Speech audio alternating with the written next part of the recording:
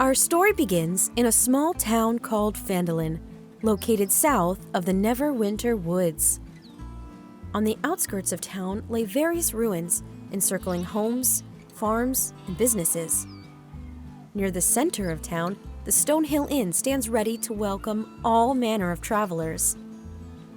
Outside the Stonehill Inn stands an unusually short elf, dressed in scale mail, a pointed hat, and vibrant alligator boots. Strapped to her back is a crossbow, a quiver with a few bolts, and a small iron mace. Next to her stands a dwarf, appearing to be only a foot shorter, dressed in chainmail and modest leather boots, carrying a battle axe almost as large as himself. The elf appears lost in thought, clutching a small metal icon in the shape of a sun, while the dwarf happily inhales a fresh buttered baguette.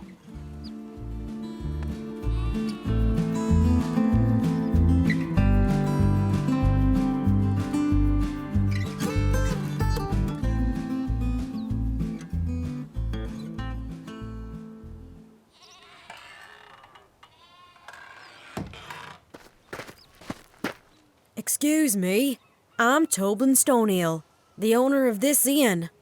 I don't mean to presume, but a man in town is looking for some help, and from the looks of that here get-up, you might be just what he's looking for. If you're available to help, I know he'd really appreciate it.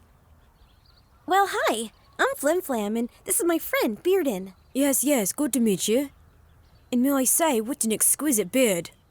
Well, thanks for saying so. We'd be happy to help. Harbin Wester, the town master, should be just over there in the town master's hall. If you wouldn't mind paying him a visit, he can tell you what exactly he needs help with. Oh, and we got plenty of room here at the inn, if you find yourself in need of a warm meal or a bed. Well, thank you. We'll head over straight away and see how we can help.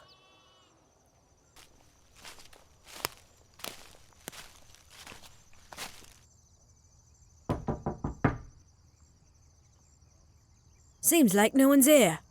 Beardin spots a window to the left of the door and peers inside. Yeah, definitely empty. Oh, excuse me, Mum. Why, hello. Can I help you with something? We're looking for the town master. If he's not in there, maybe try his house? It's that one just over there. Thank you kindly. Have a nice day. Flimflam and Beardin walk down towards the town master's house. It's a small blue dwelling with no signs of life inside. The windows are closed, the curtains are drawn, and no sounds can be heard from anywhere within the house. It doesn't look like anyone's here either. Just knock. Who's there? Hello? We were told you needed help with something? Who are you? I'm Flimflam, and this is my friend, Beardin. Can you open the door so we can talk? I can talk just fine with the door closed. Okay. Well, can you tell us what you need help with? There are actually 3 things that I need help with, and I'm willing to pay. This would be much easier if you would just open the door. I can't. There's a dragon somewhere in the area. Well, there's no dragon now. It could come back. Fine. Just talk a little louder, please.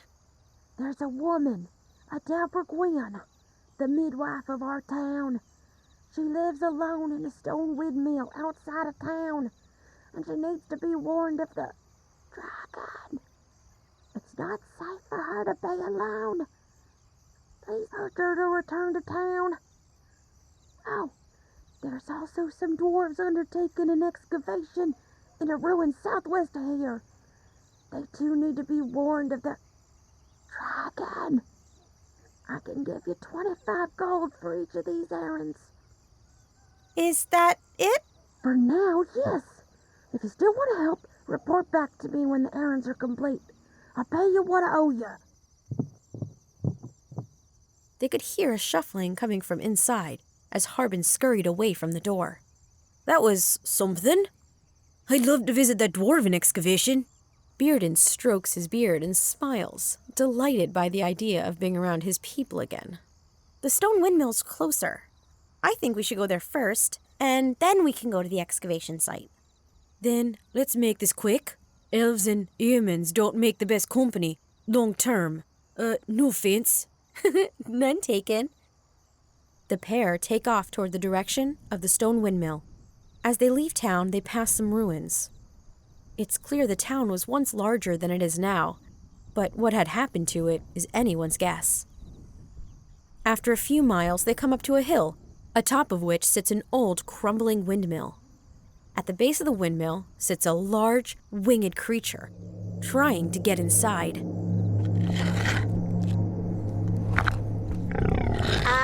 A little help. What was that? Wings, spiked tail, spiked everything.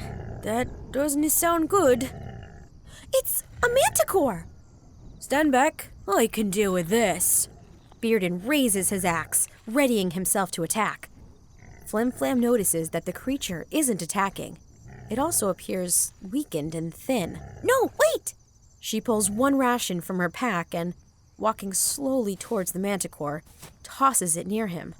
The manticore approaches the food, and upon realizing what it is, snatches it between his large jaws, flaps his wings, and flies off. See? Thank you. 1 second, I'm coming down. A small, plain-looking woman emerges from the door at the bottom of the mill and walks out to meet Flimflam and Beardin. I hope you weren't stuck up there long. Oh no. He showed up only a bit before you did. Good. We were sent by Harmon Wester to warn you that there's a dragon and to see if you'll come back to town. He's awfully worried. I'd rather not, but, I can send you back with a letter, telling him I'm all right and that you warned me, and then he can send for me if anyone in town needs my services. And here, take this. You might need it. Adabra eyes Beardin, seeming to imply that she meant it for him specifically, and hands him a potion of healing. She runs back inside and emerges a few minutes later with a sealed letter addressed to Harbin Wester, Townmaster. Well, stay safe. It was lovely to meet you. So long, and, thanks for this potion. With their task complete, the pair head off back to town to deliver the letter and collect their reward. The sun is starting to set by the time they reach Harbin's still-locked front door. The sky is streaked with beautiful yellows and pinks, and as the pair look up to appreciate the scene, they wonder if there really could be a dragon somewhere out there.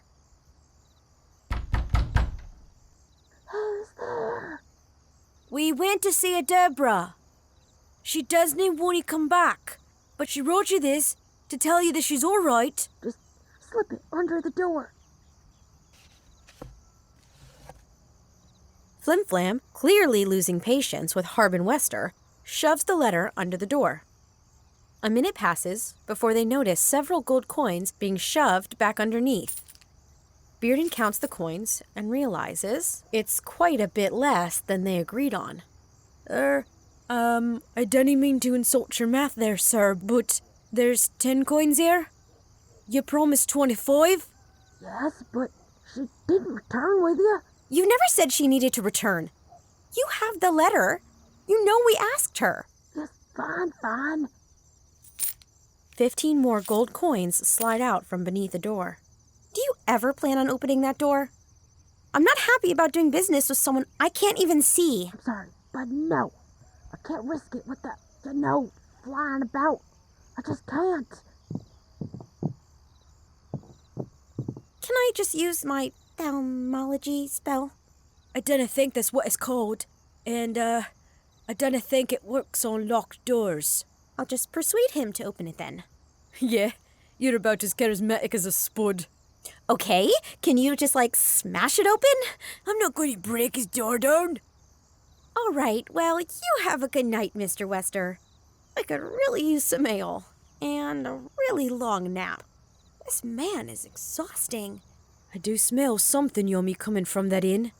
Let's get some food, have a rest, and sit off for those runes in the morning.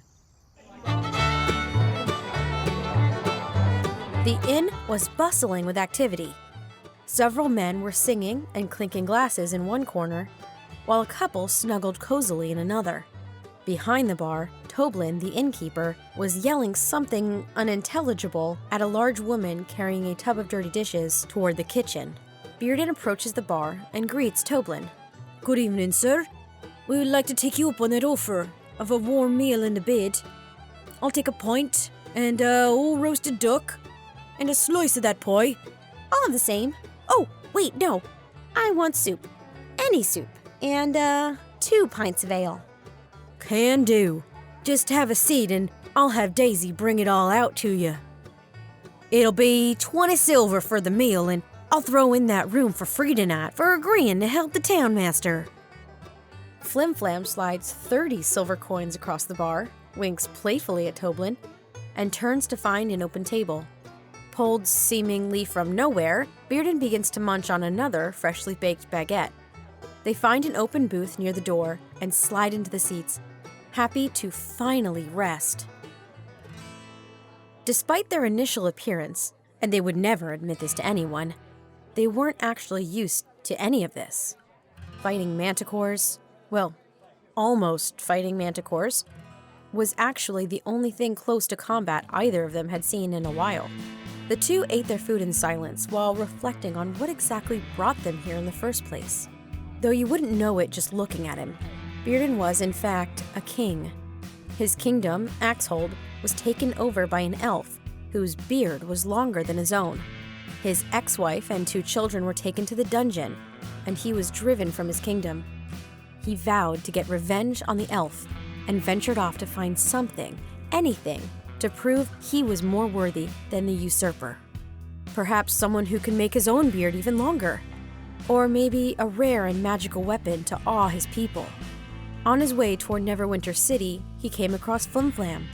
She was walking along the Tri-Boar Trail, holding a book and muttering to herself. Flimflam didn't come from nobility like Beardin.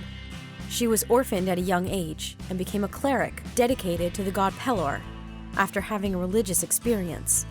Because she was self-taught and generally followed her own path, she was shunned by the other Pelorites and declared a heretic. She vowed to get revenge on the Pelorite clerics.